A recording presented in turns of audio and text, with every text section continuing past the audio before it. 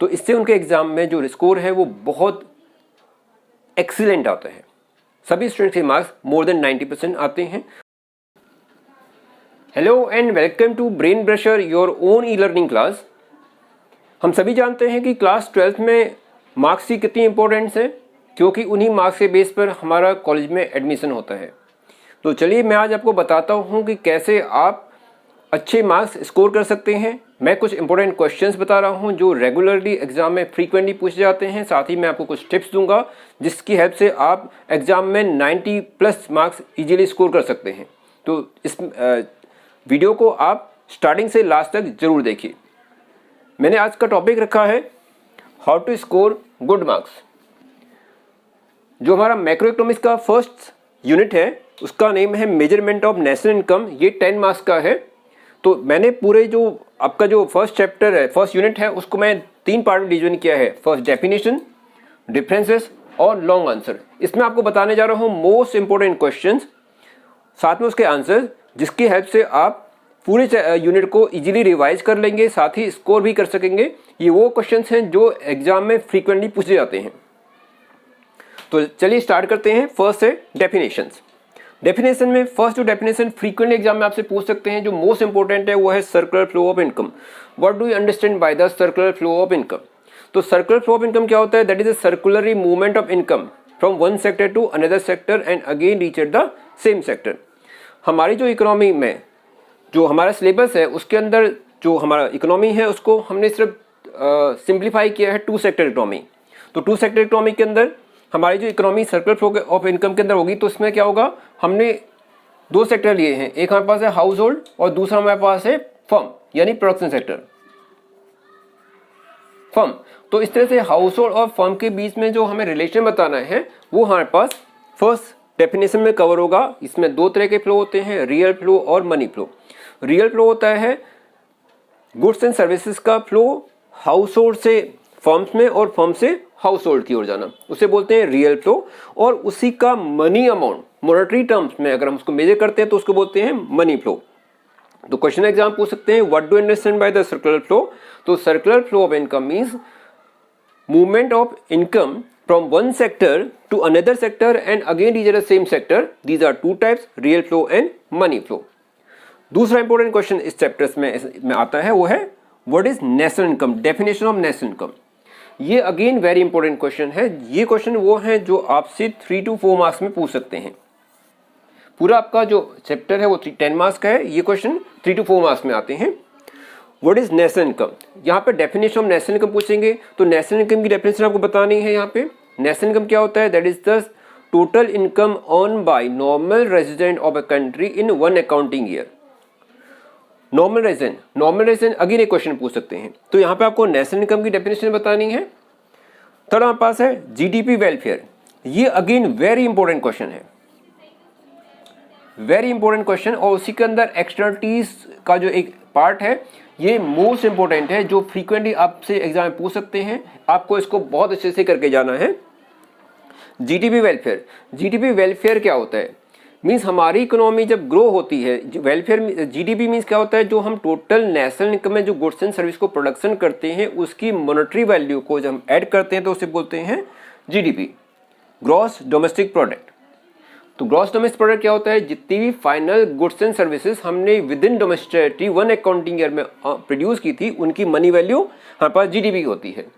अगर हम GDP welfare की बात करते हैं तो क्या जीडीपी के बढ़ने से इकोनॉमी के अंदर वेलफेयर बढ़ता है? डिपेंड करता है कि हमारा वेलफेयर किन बातों पर डिपेंड करता है। अगर हमारी जीडीपी बढ़ती है लेकिन साथ में हमारी पॉपुलेशन भी राइज होती है तो उस केसेस में हमारा पर कैपिटा इनकम इंक्रीज नहीं होता, तो ये जीडीपी वेलफेयर नहीं होता है। सिमिलरली हम ये देखते हैं कि हमारा जीडीपी के अंदर कंपोनेंट्स जो हम गुड्स मैन्युफैक्चर कर रहे हैं उनका कंपोनेंट्स कैसा है, उसमें कौन कौन सी गुड्स प्रोड्यूस हो रही हैं। अगर उसमें ऐसी गुड्स प्रोड्यूस हो रही हैं जो कि वेलफेयर के लिए नहीं है, वेलफेयर को इंक्रीज नहीं करती हैं, तो वो हमारे पास जीडीपी वेलफेयर को इंक्रीज नहीं करती हैं। एग्जाम्पल के लिए अगर हम ज़्यादा वेपन्स बना रहे हैं या फिर हम ज़्यादा तंबाकू प्रोडक्ट्स बना रहे हैं या इस तरह की हम गुड्स बना रहे हैं तो उससे वेलफेयर में इंप्रूवमेंट नहीं होता, ऑल्दो वो जीडीपी को इंक्रीज करेगा। इसके फर्दर ये भी डिपेंड करता है कि जीडीपी इंक्रीज होने से हमारा इनकम का डिस्ट्रीब्यूशन कैसा हो रहा है, इक्वल डिस्ट्रीब्यूशन हो रहा है या अनइक्वल डिस्ट्रीब्यूशन हो रहा है। अगर इकोनॉमी के अंदर इनकम का डिस्ट्रीब्यूशन इक्वल होगा तो वेलफेयर को इंक्रीज करेगा, लेकिन अगर जीडीपी में इनकम का डिस्ट्रीब्यूशन अनइक्वल होगा तो वो जीडीपी को वेलफेयर नहीं करेगा। इसी के फर्दर इसी में एक और पॉइंट आता है एक्सटर्नलिटीज। ये इसमें एक्सटर्नलिटीज से आपको सेपरेटली क्वेश्चन पूछ सकते हैं, जो बहुत पॉसिबिलिटीज है एग्जाम में पूछे जाने की। What is externalities? एक्सटर्नलिटीज क्या होती हैं? एक्सटर्नलिटीज होती हैं वो गुड या हार्मफुल इम्पैक्ट जिसके लिए हम रिस्पॉन्सिबल नहीं हैं, लेकिन उसका बेनिफिट या लॉसेस हमें बियर करना पड़ता है या हम उसको इंजॉय करते हैं। बेनिफिट्स को हम इंजॉय करते हैं या बैड इम्पैक्ट को हम बियर करते हैं, लेकिन जिसके लिए हम रिस्पॉन्सिबल नहीं होते हैं, उसे एक्सटर्नलिटीज बोलते हैं। एग्जाम्पल ऑफ एक्सटर्नलिटीज का एक गुड एग्जाम्पल मैं बताता हूँ। एक्सटर्नलिटीज, लेट आपके नेबर ने आपके साथ में एक गार्डन को मेंटेन किया हुआ है। उसमें क्या होता है कि एनवायरनमेंट क्लीन हो रहा है, वहाँ पे ट्रीज हैं तो एयर क्लियर हो रहा है, तो इससे क्या होगा, ये गुड इम्पैक्ट होगा, यानी उसका बेनिफिट आपको ही मिलेगा।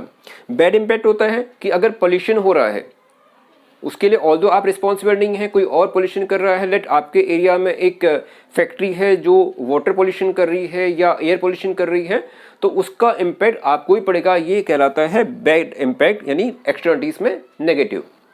नेक्स्ट हमारे पास है problem of double counting. Again ये क्वेश्चन इंपॉर्टेंट है जो आपसे एग्जाम में पूछा जा सकता है। What is problem of double counting?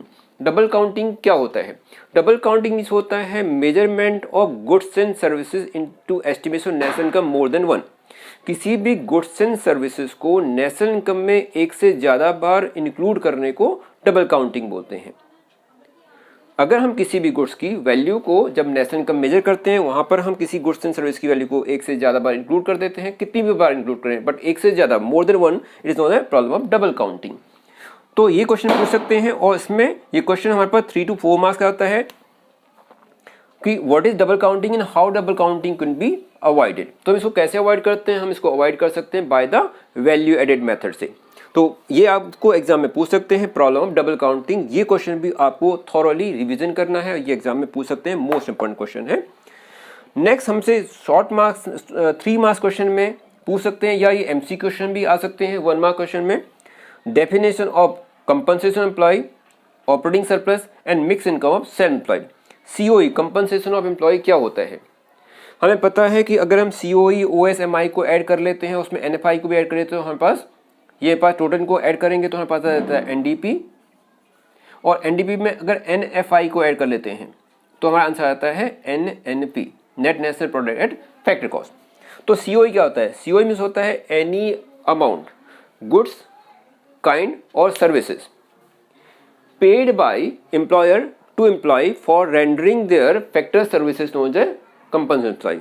Any amount paid by employer to employee for using their labor services is known as a compensation employee। तो एम्प्लॉयर ने अपने एम्प्लॉय को कुछ भी अमाउंट पे किया है, चाहे कैश में, काइंड में या सोशल सिक्योरिटी बेनिफिट्स के बेस में, तो उसको बोलते हैं कंपनसेशन ऑफ एम्प्लॉय।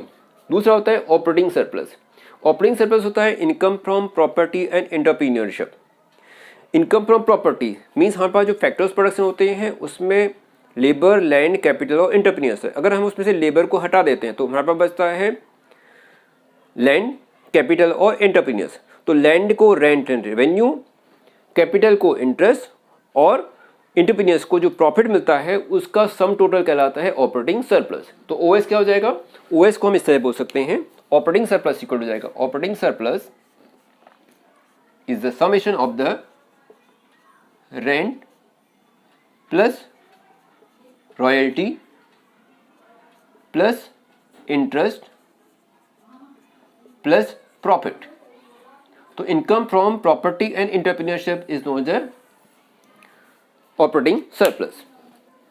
ये अगेन इंपॉर्टेंट है, डेफिनेशन पूछ सकते हैं, लेकिन ये क्वेश्चन जनरली 3 मार्क्स से ज्यादा नहीं हो सकता है, ऑपरेटिंग सरप्लस। और थर्ड हमारे पास है mix income of self employed. What is mix income of self employed? Mix income of self employed means होता है unincorporate sectors income which is difficult to distinction in the form of wages, rent, interest and profit. Self employed persons income. ये self, जैसे name से suggest है, mix income of self employed. तो self employed person की इनकम जिसको कि wages, rent, interest and profit के फॉर्म में हम डिस्टिंक्शन नहीं कर सकते हैं, उसे हम बोलते हैं mix income of self employed. ये भी छोटा क्वेश्चन पूछते हैं, तो इसका हम एग्जांपल दे सकते हैं। एग्जांपल के लिए जैसे कि एक पर्सन है वो अपनी शॉप रन कर रहा है, या एक डॉक्टर है जो अपना क्लिनिक रन कर रहा है, या एक सब्जी सेल करने वाला पर्सन है, ग्रीन वेज सेल कर रहा है, तो इस पर्सन को हम बोलते हैं mix income of self employed. इसका नेक्स्ट है double counting. What is double counting? अच्छा, डबल काउंटिंग हम ऑलरेडी ऊपर कवर कर चुके हैं, तो ये मोस्ट इंपोर्टेंट क्वेश्चन है जो एग्जाम में आपसे पूछ सकते हैं। डबल काउंटिंग हम ऑलरेडी कवर कर चुके हैं, तो आपको इसको थॉरोली रिवीजन करना है। ये मोस्ट इंपोर्टेंट क्वेश्चन हैं जो मैक्सिमम 3 to 4 मार्क्स में पूछते हैं। नेक्स्ट हमारे पास होता है डिफरेंशिएशन। मैंने जो नेक्स्ट टॉपिक जो टोटल यूनिट है उसको डिवीजन किया था डेफिनेशन के अंदर। डेफिनेशन में आपको इसको अच्छे रिवीजन करना है। दूसरा हमारे पास है डिफरेंशिएशन। तो डिफरेंशिएशन भी आपको मैक्सिमम 3 to 4 मार्क्स में पूछ सकते हैं। ये भी आपको मैक्सिमम 3 to 4 मार्क्स का है। इसमें हमारे पास है final goods versus intermediate goods. What is final goods and what is intermediate goods? तो फाइनल गुड्स कौन सी होती हैं और इंटरमीडिएट गुड्स होती हैं, इसके बीच में आपको एग्जाम में डिफरेंस पूछ सकते हैं। ये भी अगेन मोस्ट इंपोर्टेंट क्वेश्चन है। इंटरमीडिएट गुड्स कौन सी होती हैं? Intermediate goods are those goods which are either resale or reproduce. वो गुड्स जो रिप्रोडक्शन या रीसेल की जाती हैं उनको हम इंटरमीडिएट गुड्स बोलते हैं। एग्जाम्पल के लिए लेट मेरे पास ये पेन है, ये पेन अगर शॉपकीपर ने मुझे सेल किया, तो शॉपकीपर ने सेल करने के लिए पेन लिया था, तो शॉपकीपर से जो पेन सेल हुआ है यानी रीसेल हुआ है, तो ये पेन शॉपकीपर के लिए इंटरमीडिएट गुड्स है। सिमिलरली इस पेन को मैन्युफैक्चर करने के लिए, इसको बनाने के लिए जो प्लास्टिक यूज हुआ है, इंक यूज हुई है, वो भी इंटरमीडिएट गुड्स है। तो intermediate goods are those goods either resale और reproduce. Final goods are those goods which are ready for consumption. ये these are produce for another goods, और रीसेल होता है लेकिन इसको हम और रीसेल नहीं करते हैं, ये रेडी फॉर कंजम्पशन होता है। Second point, intermediate goods are inside the production boundary. Means अभी इस पेपर प्रोडक्शन होना है तो ये प्रोडक्शन बाउंड्री के अंदर है।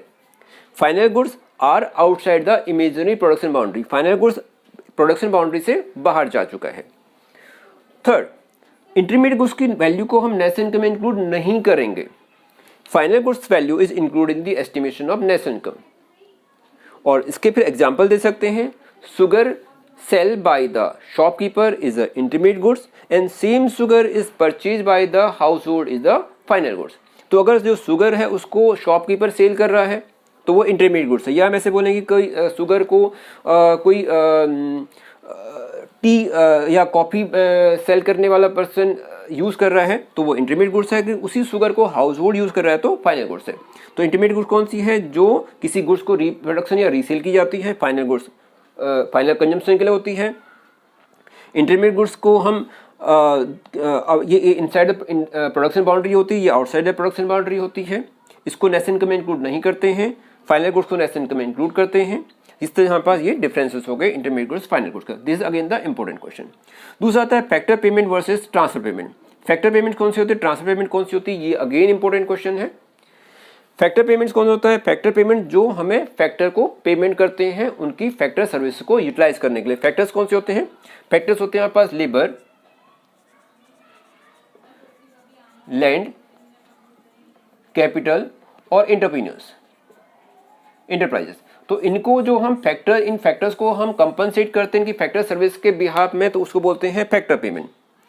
ट्रांसफर पेमेंट होती है जो विदाउट एनी फैक्टर सर्विसेज के लिए हम पे करते हैं। तो फैक्टर पेमेंट्स होती है जो फैक्टर को रिवॉर्ड की जाती है otherwise for their factor service. Transfer payment होती हैं जो विदाउट एनी फैक्टर सर्विस के लिए हम पे करते हैं। फैक्टर पेमेंट को नेशनल इनकम में इंक्लूड करते हैं, ट्रांसफर पेमेंट को नेशनल इनकम में इंक्लूड नहीं करते हैं। फैक्टर पेमेंट के एग्जाम्पल हो गए rent, wages, interest and profit. Transfer payment के एग्जाम्पल हो गए unemployment pension, scholarship etcetera. Next इसमें आता है nominal GDP versus real GDP. Again important, very very important question, real GDP versus nominal GDP. National income को हम जब GDP हम मेजर करते हैं तो उसको हम दो तरह से मेजर कर सकते हैं, नॉमिनल पर और रियल पर। नॉमिनल मीन्स होती है अगर हम नेशनल इनकम को करंट आउटपुट को करंट प्राइस से मल्टीप्लिकेशन कर देते हैं तो जो आंसर आएगा वो हमारे पास कहलाएगा नॉमिनल जीडीपी। करंट आउटपुट को करंट प्राइस से मीन्स हम 2020 के आउटपुट को 2020 के प्राइस से मल्टीप्लिकेशन कर देते हैं। प्राइस हमारे पास कौन सा है 2020 का, आउटपुट 20 का, तो जो हमारे पास कहलाएगा वो कहलाएगा national nominal GDP. Real GDP क्या होती है? रियल जीडीपी होती है जब हम करंट ईयर के आउटपुट को बेस ईयर के प्राइस से मल्टीप्लाई करते हैं। बेस ईयर के प्राइस से मल्टीप्लिकेशन करते हैं। लेट हमने 2020 का आउटपुट लिया लेकिन प्राइस कौन सा लिया हमने, ये हमने लिया 2015 का हमने प्राइस लिया है, तो उसको उससे जो आंसर आएगा उसे हम बोलेंगे national income eight real GDP, right. Nominal GDP हमें इकोनॉमी की ट्रू पिक्चर को नहीं बताता है क्योंकि in this case your GDP will be increase either by the increase the price, means सिर्फ प्राइस की इन्फ्लेशन होने से आपकी जीडीपी बढ़ जाती है। रियल जीडीपी तभी बढ़ेगी जब आपका आउटपुट इंक्रीज होगा। तो आपका अगर हम real GDP give the true picture of the economy, ये अगेन आपको एग्जाम में क्वेश्चन पूछ सकते हैं। नेक्स्ट है आपको स्टॉक वर्सेस फ्लो। ये एक छोटा क्वेश्चन पूछते हैं एग्जाम के अंदर, बहुत छोटा क्वेश्चन है। मे भी पॉसिबल है कि आपको 1 मार्क्स क्वेश्चन भी पूछ सकते हैं एमसीक्यू में भी, या फिर मैक्स टू मैक्स 3 मार्क्स का क्वेश्चन ये आपको आ सकता है। Stock versus flow. स्टॉक क्या होता है? Stock which is measure at a particular point of time. Point time means अगर मैं बात करता हूँ अभी 5:30 हो रहे हैं, तो 5:30 पर अगर मैं किसी भी चीज़ को मेजर करता हूँ, मैंने आज की डेट में मीन्स मैं कहता हूँ आज की डेट में 5:30 पर 5:30 पॉइंट ऑफ टाइम हो गया, तो उस समय मैं किसी भी चीज़ को मेजर करता हूँ। लेट मैं कहता हूँ कि water in A overhead tanks में वाटर कितना है, तो उसको बोलेंगे स्टॉक।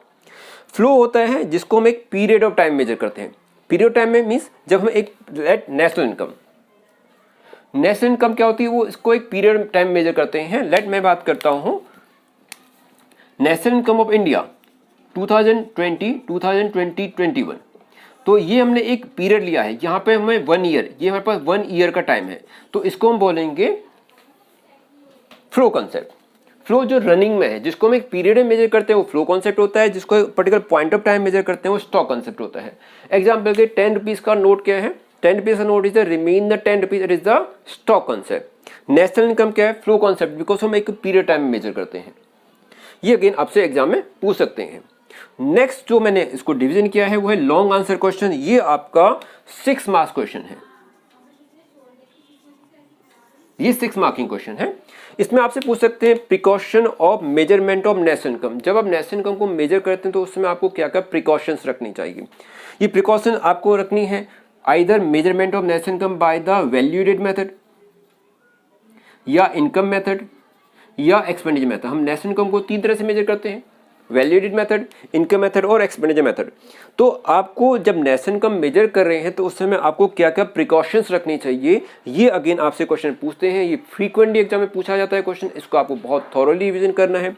मैं आपको इसके जनरली ये बहुत ईजी क्वेश्चन होता है, और कुछ प्रिकॉशन ऐसी होती हैं जो कॉमनली यूज होती हैं, जैसे कि precaution of measurement national income by value added method. तो वैल्यू एडेड मेथड अगर हम नेशनल इनकम मेजर कर रहे हैं तो हमें क्या प्रिकॉशन रखनी चाहिए? हमें इंटरमीडिएट गुड्स को नेशनल इनकम में इंक्लूड नहीं करना चाहिए। जब नेशनल इनकम में इंक्लूड करते हैं तो हम सिर्फ उसमें फाइनल गुड्स को इंक्लूड करते हैं। Sale and purchase of second hand goods not to be include in the estimation of national income. किसी भी गुड्स को हम रीसेल करते हैं तो उसको नेशनल इनकम में इंक्लूड नहीं करेंगे।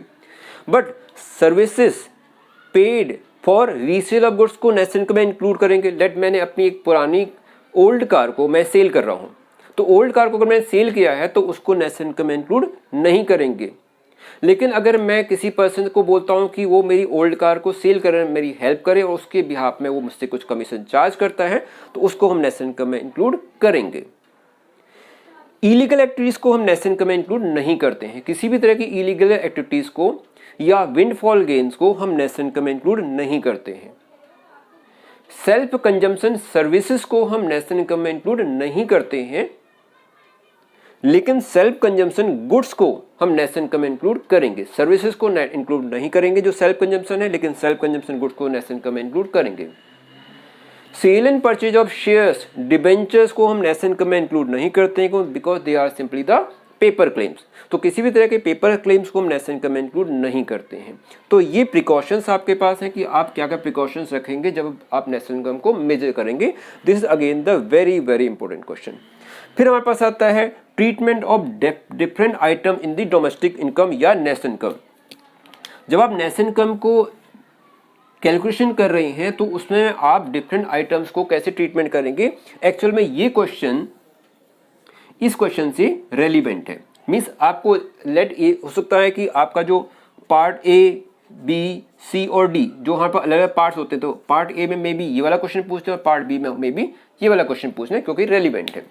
इसमें आपको क्वेश्चन दिया हुआ है कि treatment of different item in the domestic income और नेशनल इनकम, आप नेशनल इनकम में डिफरेंट डिफरेंट आइटम को कैसे ट्रीट करेंगे। एग्जाम्पल के लिए ये हमारे पास एक कंट्री है और उस कंट्री के अंदर दूसरी कंट्री की ये एम्बेसीज है, ये एम्बेसीज है, तो इस एम्बेसीज को आप कैसे ट्रीट करेंगे। बिकॉज ये जो एम्बेसीज है ये कोई एक कंट्री है, उस कंट्री के अंदर जो दूसरी कंट्री की एम्बेसीज है ये उस कंट्री की डोमेस्टिक टेरिटरी नहीं है, तो इसमें जो भी प्रोडक्शन हो रहा है वो हमारी इनकम नहीं है। ये इसके अंदर जो भी प्रोडक्शन हो रहा है वो उस पर्टिकुलर कंट्री की इनकम होगी जिस कंट्री में से ये बिलोंग करती है।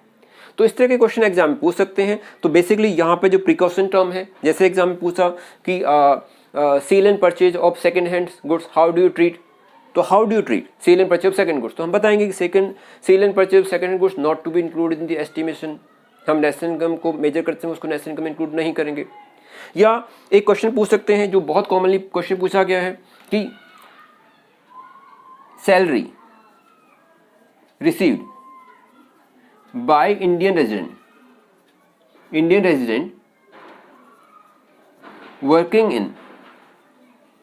in US Embassy in India। एक इंडियन सिटीजन है जो इंडिया में रहता है और इंडिया में वो यूएस की एम्बेसी में वर्क करता है, तो उसको जो सैलरी मिल रही है उसको हम कैसे ट्रीट करेंगे। तो बिकॉज वो यूएस एम्बेसी में वर्क कर रहा है, तो यूएस एम्बेसी कहाँ है, ये इंडिया है और ये यूएस एम्बेसी है। जो मिस्टर राम है वो यहाँ पे वर्क कर रहा है, कहाँ वर्क कर रहा है, यूएसए में। इंडियन एम्बेसी इंडिया के अंदर जो यूएस एम्बेसी है वो इंडिया की डोमेस्टिक टेरिटरी नहीं है। इट मीन्स जो पर्सन है वो इंडिया के अंदर जॉब नहीं कर रहा, तो इसका मतलब हुआ कि उसको जो भी सैलरी मिल रही है वो इंडिया की डोमेस्टिक इनकम में इंक्लूड नहीं होगी, वो एनएफआई के अंदर होगी, राइट नो। तो इस तरह से क्वेश्चन पूछ सकते हैं कि पर्टिकुलर आइटम्स को आप नेशनल इनकम में मेजर कैसे करेंगे, हाउ डू यू ट्रीट। ये क्वेश्चन एग्जाम में बहुत फ्रीक्वेंटली पूछे जाते हैं, ये भी बहुत इंपॉर्टेंट क्वेश्चन है। नेक्स्ट हमारा है न्यूमेरिकल क्वेश्चन। न्यूमेरिकल क्वेश्चन के अंदर यहाँ पर बेसिकली आपको क्वेश्चन को दो पार्ट में पूछा जाता है। न्यूमेरिकल क्वेश्चन के अंदर 3 मार्क्स के 2 क्वेश्चन आपको आएंगे। ये 6 मार्क्स क्वेश्चन है, 101% एग्जाम में जरूर आएगा। और इसके अंदर क्वेश्चन को डिवीजन करेंगे 3+3 में। 3+3 में इसको नेशनल इनकम में न्यूमेरिकल क्वेश्चन दिया है, कैसे करेंगे। मीन्स एक क्वेश्चन दिया, उसको आपको बोला है कि इसको कैलकुलेशन करो by income method and expenditure method. Means आपको सेम क्वेश्चन को इनकम मेथड या एक्सपेंडिचर मेथड या वैल्यूएड मेथड इस तरह से आपको क्वेश्चन को सॉल्व करना है। ये भी पॉसिबिलिटी है कि वैल्यूएड मेथड का एक क्वेश्चन 4 मार्क्स में अलग से दे दें, राइट। तो आपको इस तरह से नेशनल इनकम को मेजर करना है। नेशनल इनकम को मेजर करने, कैसे नेशनल इनकम को मेजर करेंगे, इसके लिए मैंने अलग से एक वीडियो बनाया हुआ है, आप वहां पे इसको देख सकते हैं। मैं लिंक उसमें आपको दे दूंगा डिस्क्रिप्शन में, वहां से जाकर के आप national income, how do calculate national income से देख सकते हैं। उसमें मैंने आपको न्यूमेरिकल एग्जाम्पल पूरे दिए हुए हैं वहां पे विद फॉर्मूला, तो प्लीज आप वहां पे जरूर जाइए। इसके फर्दर ये तो हो गया कि मोस्ट इंपॉर्टेंट क्वेश्चन जो एग्जाम में पूछे जाएंगे। अब मैं आपको बताता हूँ टिप्स कि आप इसको स्कोर कैसे करेंगे। स्कोर करने के लिए आपको चैप्टर को एक बार थॉरोली रिवीजन करना है, उसके बाद आपको क्वेश्चन की प्रैक्टिस करनी है और उसके आपको टेस्ट देने। आप जितने ज़्यादा टेस्ट देंगे उतना ही आपके लिए वो बेनिफिशियल होगा, यूजफुल होगा। और एग्ज़ाम करने तक मैं ये एक्सपेक्ट करता हूँ, या मैं अपने स्टूडेंट्स से क्वेश्चन जो टेस्ट है, मैं एक टेस्ट सीरीज कंटिन्यू लेता हूँ जिसमें मैं एग्ज़ाम, जब वो स्टूडेंट एग्जाम के जाते हैं तब तक मैं ऑलमोस्ट 20 टाइम्स उनसे टेस्ट ले चुका होता हूँ। मीन्स पूरी बुक्स के 20 टाइम्स में टेस्ट ले चुका होता हूँ मिनिमम। तो इससे उनके एग्जाम में जो स्कोर है वो बहुत एक्सीलेंट आता है। सभी स्टूडेंट्स के मार्क्स मोर देन 90% आते हैं। तो आई होप आपको भी ये बेनिफिशियल होगा। तो आज मैंने कवर किया unit 1 measurement of net income. Next class में मैं आपको यूनिट 2 के इंपॉर्टेंट क्वेश्चन बताऊंगा। तो आप प्लीज़ इस चैनल को जरूर सब्सक्राइब कीजिएगा जिससे कि आपको इसकी नोटिफिकेशन मिलते रहें, और नेक्स्ट क्लास में नेक्स्ट वीडियो में मैं आपको यूनिट 2 को कराऊंगा। Thank you very much for watching.